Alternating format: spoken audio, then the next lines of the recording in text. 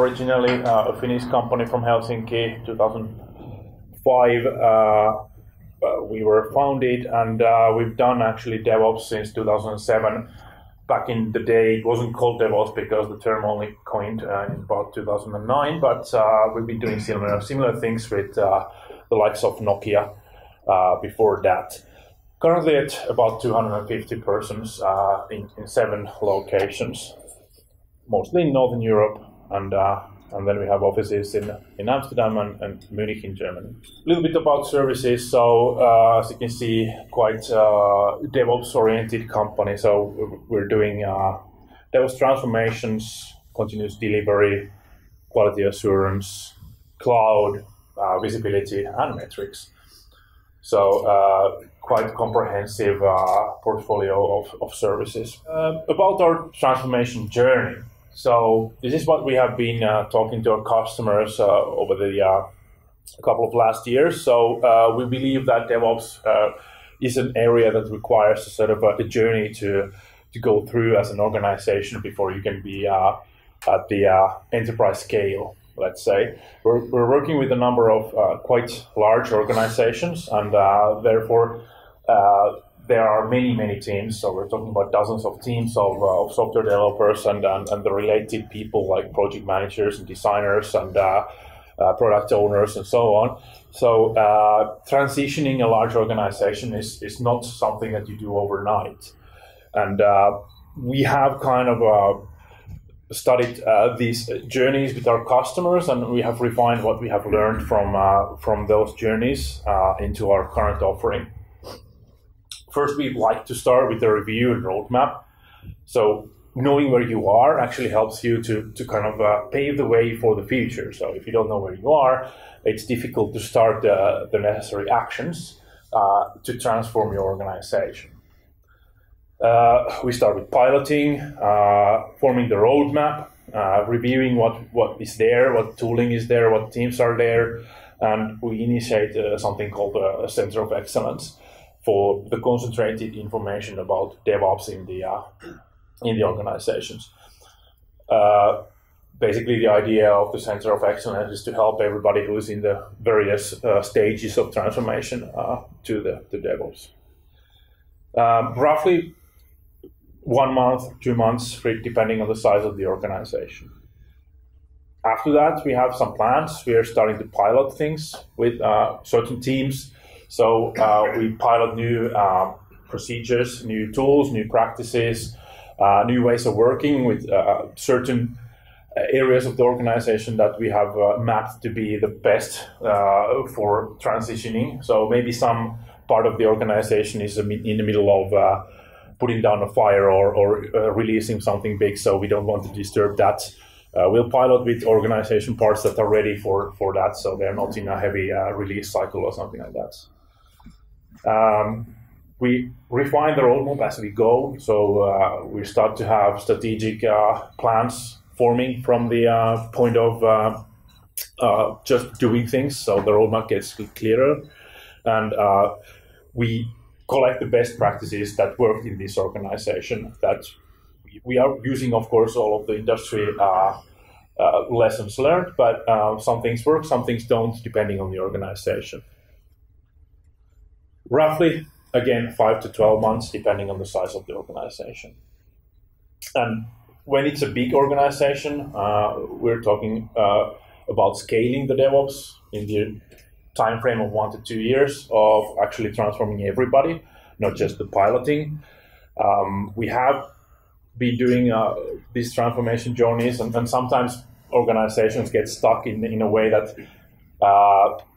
managers and top management thinks that yes, we've done a DevOps transformation, but in the reality it actually means that a few selected teams are transformed to DevOps, but the reality is that majority of the organization parts are not.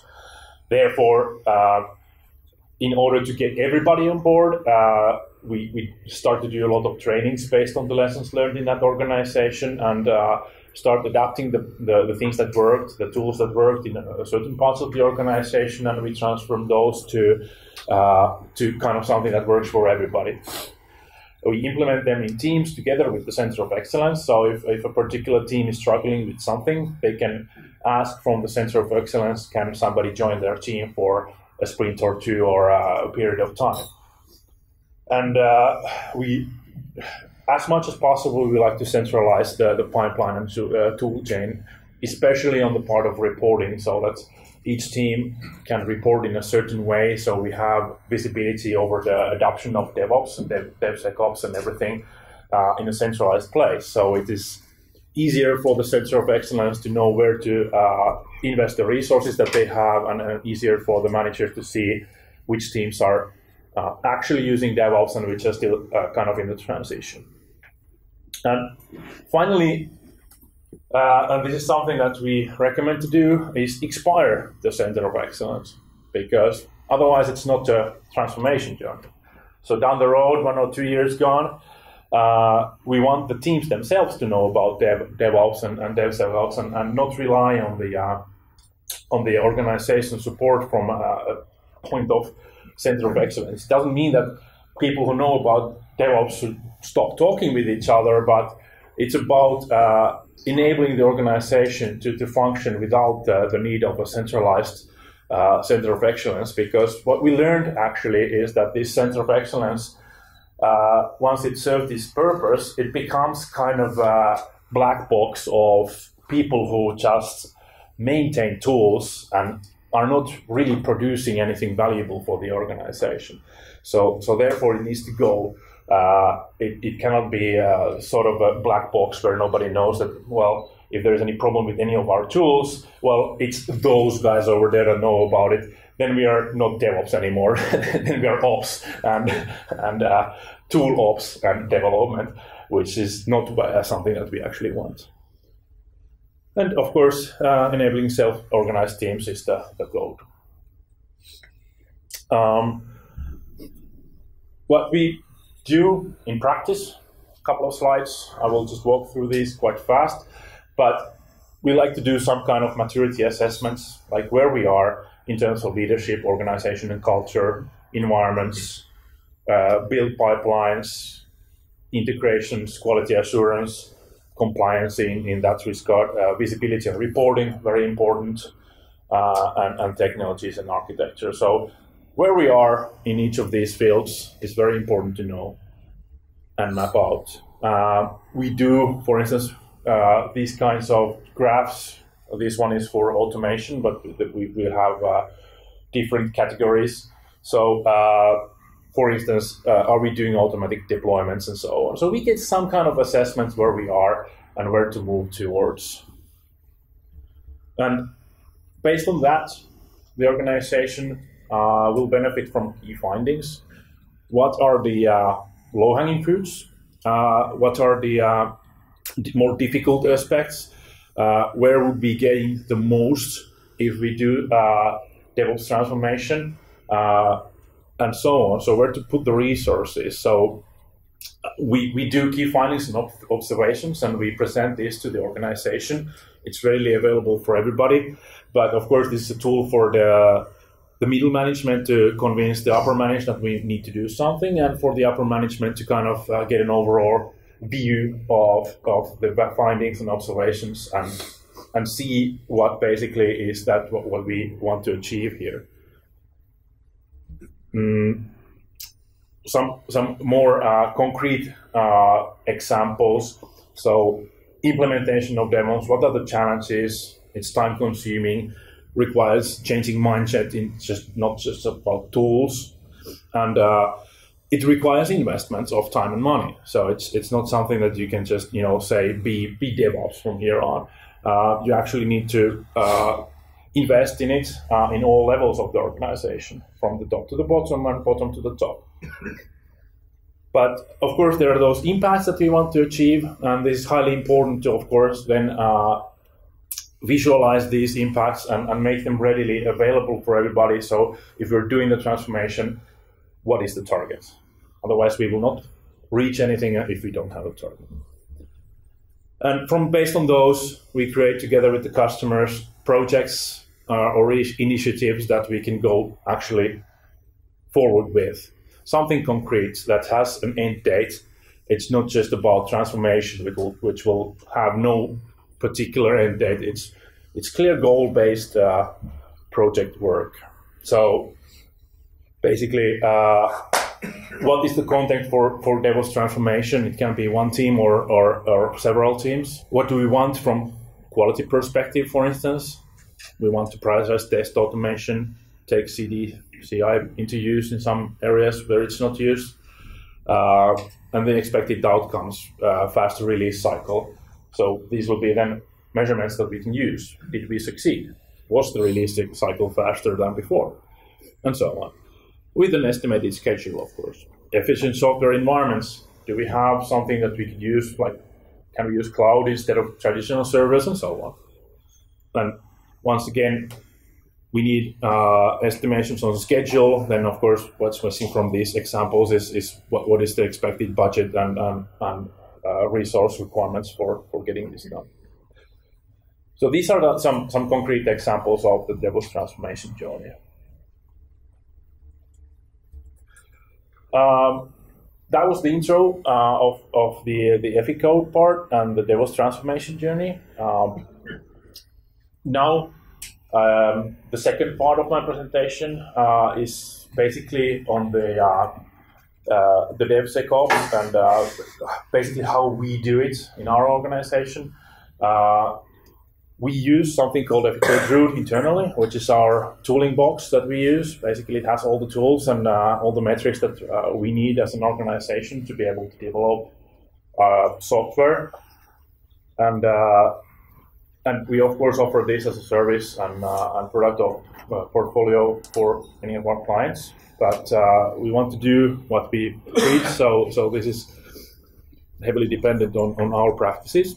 But I'm sure you can pick something out of this. We are a highly agile company, and we want to use DevSecOps, SecOps, DevOps, whatever automation that we can possibly do in an agile way.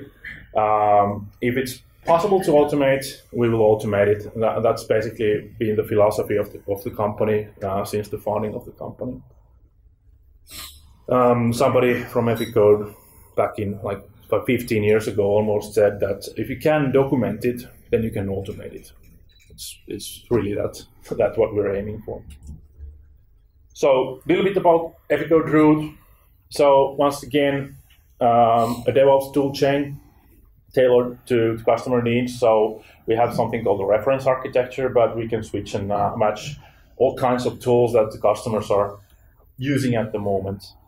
We're doing it in a hosted, supported, maintained way. So basically, in the customer organizations, the people who are responsible for creating the software, they can actually create the software instead of supporting the tools, which is the same that we want to enable the transformation journey center of excellence to focus on helping actually the teams and not setting up tools, which is something that we find that is very, very easily something that the center of excellence transforms into. It's not a center of excellence for transformation, it is a maintaining tools organization. And therefore we have created Eficode Root to kind of enable those guys to be able to do what they were supposed to do. Everything's centralized, but once again accessible. So we like to offer centralized access control. So if you're setting up a new project, it's very easy to do instead of contacting the IT and having all of those tools organized individually one by one. So a new team member can be using the tools within minutes and not in days. And we're very happily evolving and keeping everything up to date. And so you will always have the latest versions of any software used. As you can see, we are supporting quite a number of different tools for different purposes. So this is the reference architecture and supported architecture, which is something that we offer out of the box. So if you're familiar with any of these names, you can see that they are quite used in several organizations. If for some reason Bitbucket isn't the version control you would like to use, then we do offer alternatives as well.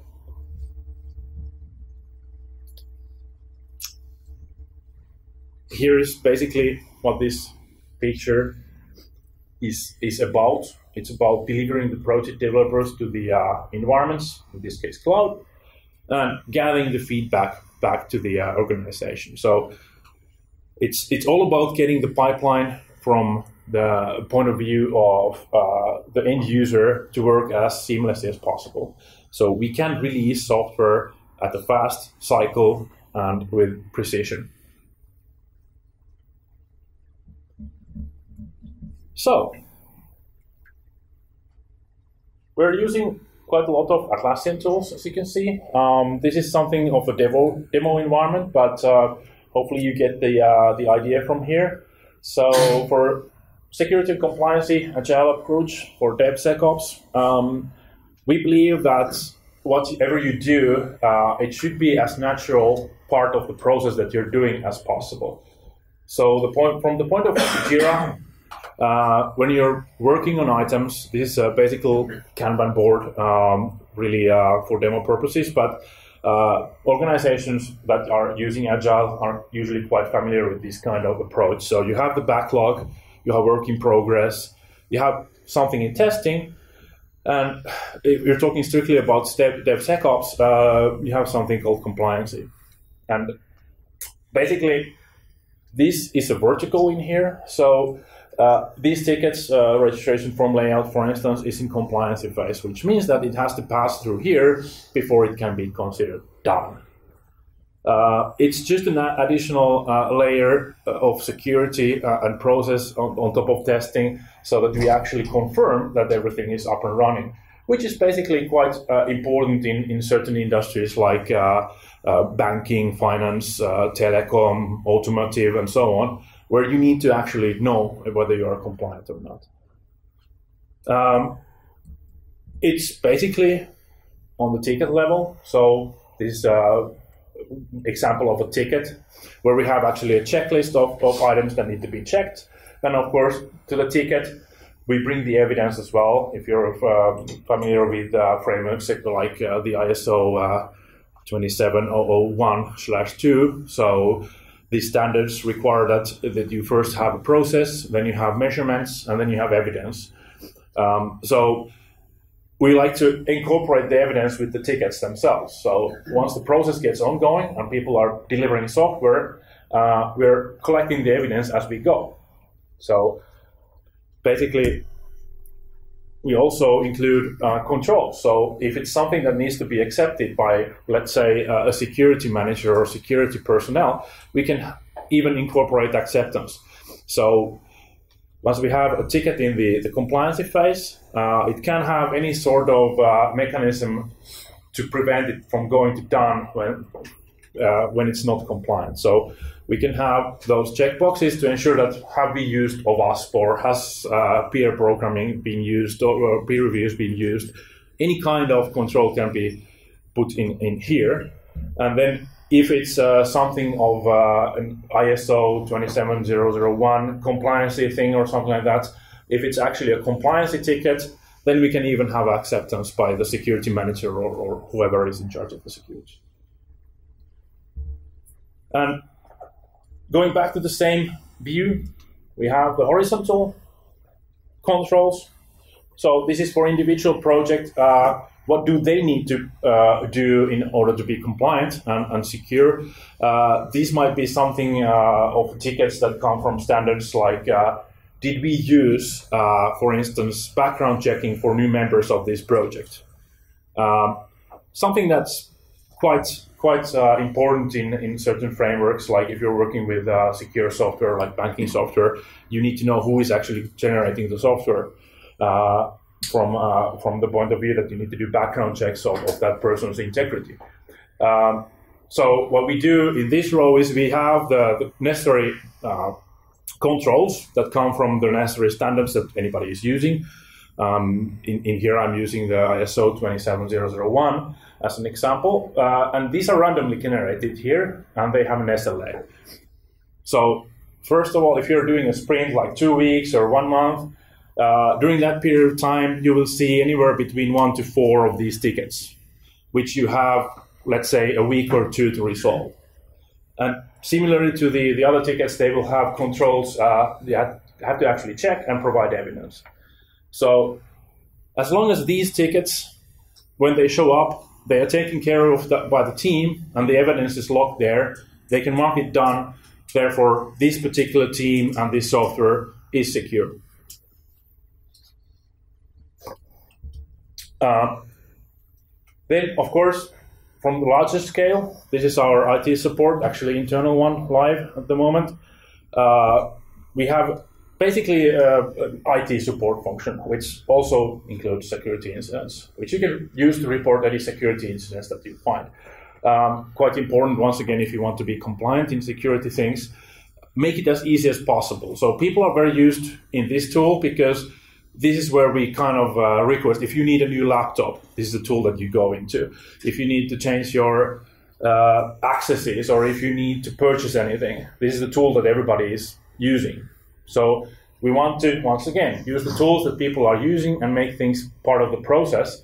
So once again, we use this same tool for security incident reporting. So people already know where to find it. They can see it every day.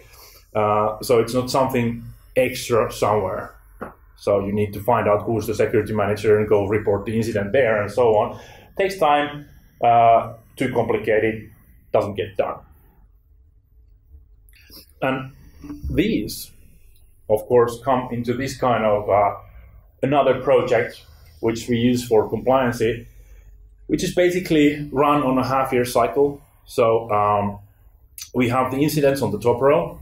So these are the ones that people report. So if USB stick was found and it was reported and delivered to IT, these are the controls that we need to have in place for the compliance requirements and SecOps.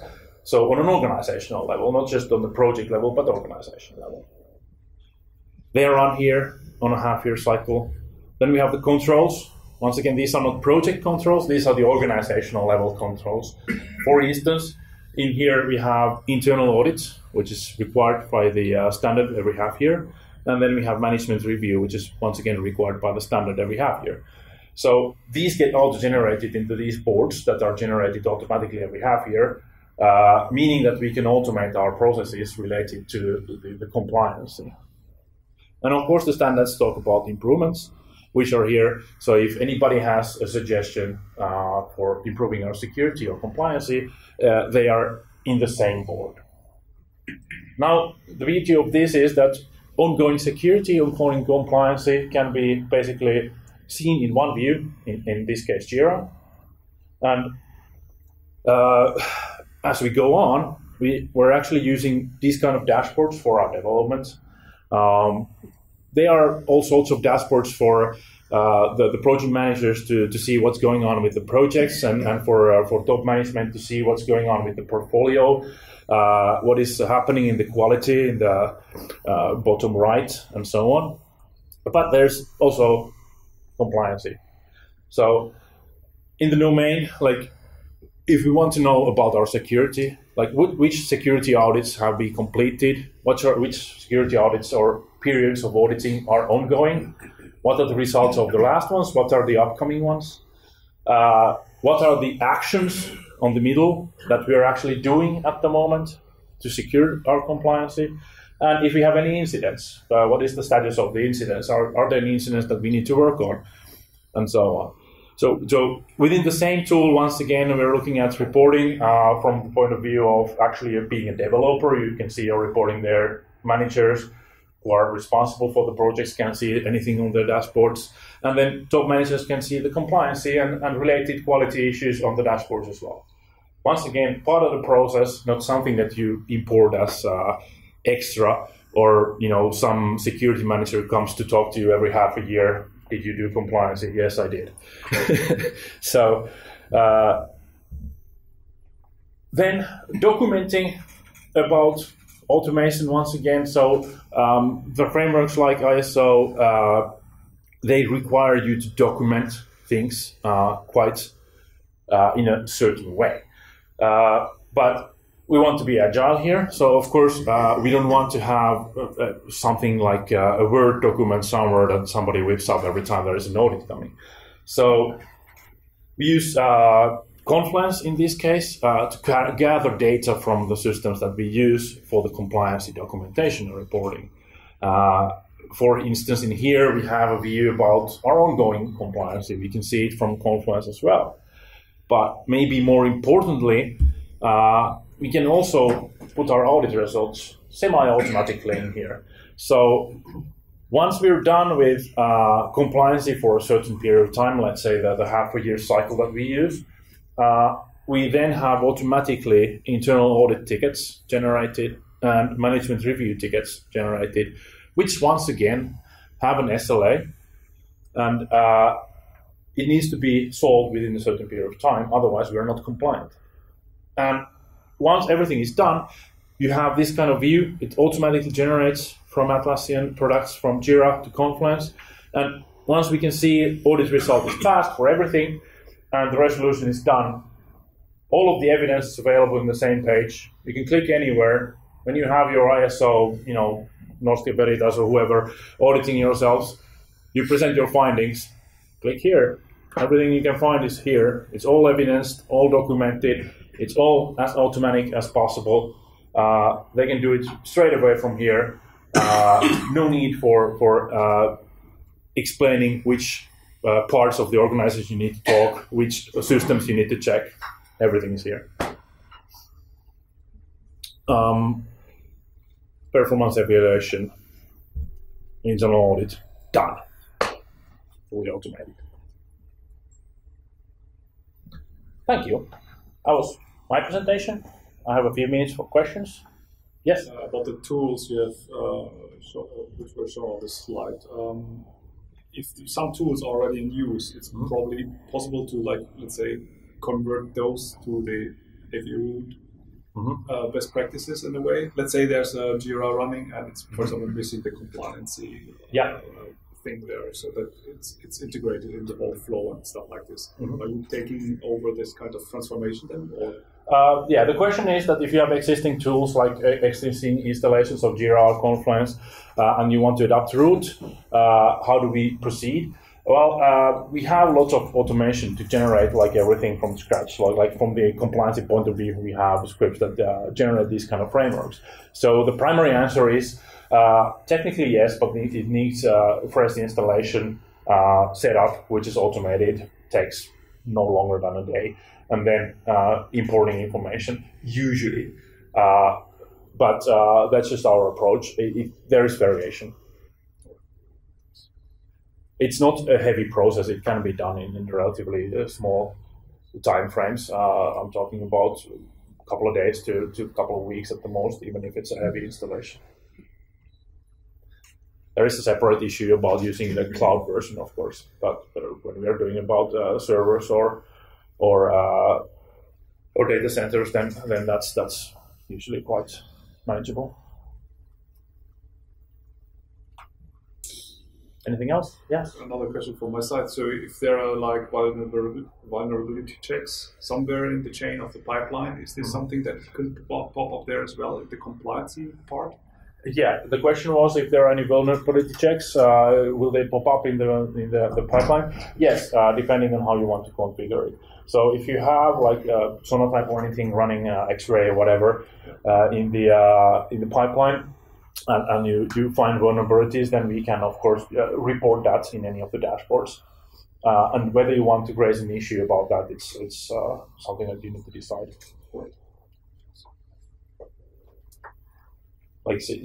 Security can never be fully automated.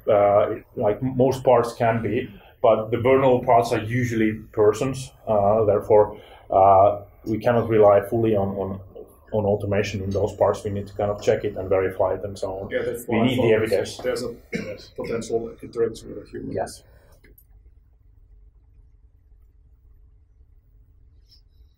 Anything else?